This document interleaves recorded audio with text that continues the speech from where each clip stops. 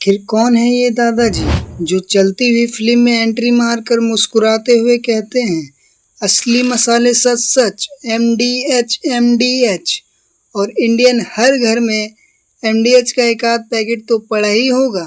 मसालों के मामले में एवरेस्ट के बाद इनका ही स्थान आता है, लेकिन 5 से भी ज़्यादा देशों में एमडीएच मसाले पर बैन है, जबकि 100 से भी ज़्यादा देशों में एमडीएच ने अपनी पकड़ बनाई हुई है। नमस्कार दोस्तों, आज की इस केस स्टडी में हम बात करने वाले हैं इन्हीं सब मुद्दों पर। साथ ही जानेंगे एमडीएच की बिजनेस रणनीतियों के बारे में और सीखेंगे बिजनेस में कई बाधाएं आती हैं, उनका हल निकालकर कैसे आगे बढ़ते हैं। तो वीडियो में एंड तक बने रहिए।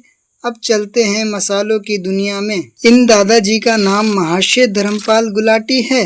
पढ़ाई के मामले में तो इनका कोई इंटरेस्ट ही नहीं था। सूत्रों के मुताबिक जब ये 5वीं कक्षा में थे, टीचर ने पकड़ के कूट दिया। जब से इन्होंने स्कूल को गुड बाय कह दिया। पर इनके पिता महर्षि चुन्नीलाल गुलाटी की एक छोटी सी मसाले की दुकान हुआ करती थी सियालकोट में, जो इन दिनों पाकिस्तान में है। धर्मपाल गुलाटी का पढ़ाई में मन तो लगता ही नहीं था। इन्होंने छोटे मोटे काम करना शुरू कर दिया, जैसे साबुन बेचना, कपड़े बेचना इत्यादि। इतने में आ गया 1947, भारत पाकिस्तान विभाजन। विभाजन के बाद इनका पूरा परिवार दिल्ली आ गया। दिल्ली आ तो गया, लेकिन नया देश, नई जगह, नया शहर, नया कस्बा। अब करे तो करे क्या, क्योंकि सब कुछ सियालकोट में रह गया, जो कि अब पाकिस्तान में है। अब ये तो इंडिया आए थे और इंडिया नया देश था इनके लिए। हर चीज़ इन्होंने थोड़ा सा दिमाग लगाया और 650 रुपये में एक तांगा और घोड़ा खरीदा।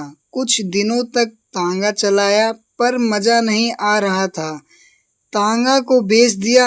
अब इन्होंने मसाले बेचना शुरू किया, क्योंकि बिना सेल के घड़ी बेकार है, उसी तरह बिना मसालों के खाना बेकार है। शुरुआत में सिर्फ पिसी हुई मिर्ची, हल्दी और धनिया बेचा। क्वालिटी और प्योरिटी पर ध्यान दिया। इनका फॉर्मूला लोगों को पसंद और इनका व्यापार बढ़ना शुरू हो गया।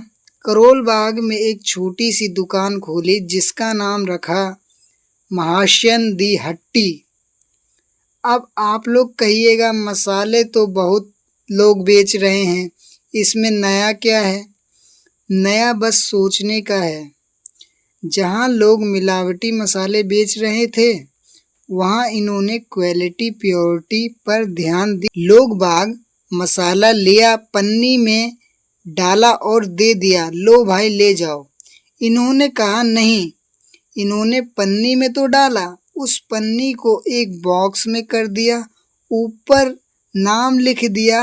अब इतना छोटा बॉक्स पर इतना बड़ा नाम, महाशयन दी हट्टी। इन्होंने कहा कोई बात नहीं, छोटा कर देते हैं। इन्होंने एमडीएच कर दिया। बॉक्स के पीछे उसके बारे में बता दिया, इन चीज़ों से मिलाकर बनाते हैं जी, कोई कॉपी ना करे, इसलिए अपनी फ़ोटो लगा दी।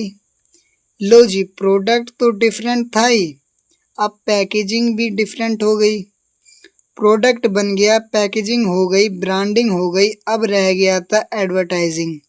तो एडवर्टाइजिंग के लिए शादी का प्रोग्राम था, एड शूटिंग के लिए तैयार था, पर वो बुजुर्ग आए ही नहीं जो मेन थे।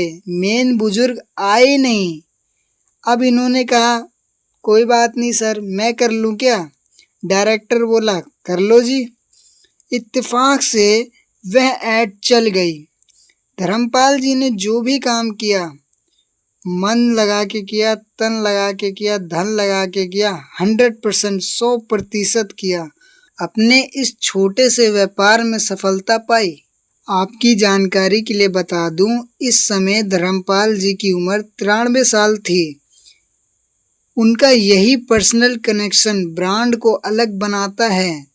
तभी तो कहते हैं असली मसाले सच सच। MDH। काम बढ़ता गया, फैक्ट्री बनाई, अपने साथ लोगों को ऐड किया। अब अपने इस काम में दूसरों को भी मौका दिया। पर 1980 के दशक में MDH ने इंटरनेशनल मार्केट में कदम रखा। धर्मपाल जी ने देखा पब्लिक मसाला लेती है तो मिक्स करवा लेती है, तो इन्होंने मिक्स मसाला बनाया, सांबर मसाला बनाया, बिरयानी मसाला बनाया, अलग अलग मसाले बनाते गए।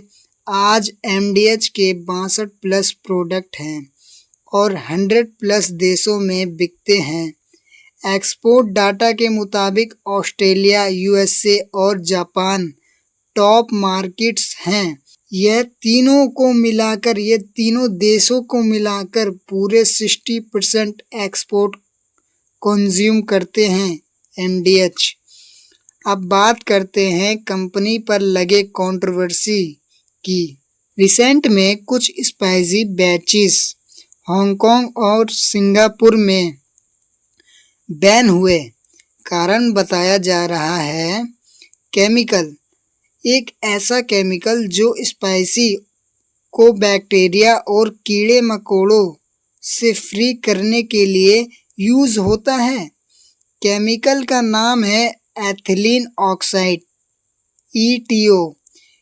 इसका ज़्यादा मात्रा में यूज करने से कैंसर हो सकता है, ऐसा बताया जा रहा है रिपोर्ट के मुताबिक। इंडिया को फूड रेगुलेटर FSSAI ETO को छोटी मात्रा अलाउ करती है, लेकिन हर देश में अपने रूल होते हैं। इस मामले में Hong Kong, Singapore, Maldives, Australia, New Zealand, USA जैसे देश सामने आए हैं। इस घटना से बिजनेस का सबक यह मिलता है कि फूड बिजनेस में क्वालिटी सिर्फ टेस्ट का नाम नहीं, हर देश के रूल एंड रेगुलेशन का मैच होना भी जरूरी है। बाकी 2019 में इन दादाजी को राष्ट्रपति के द्वारा पद्मभूषण अवार्ड मिला है और आपके पास इन दादाजी के लिए 2 शब्द हैं तो कमेंट बॉक्स में ज़रूर लिखिए। Thanks for watching this video.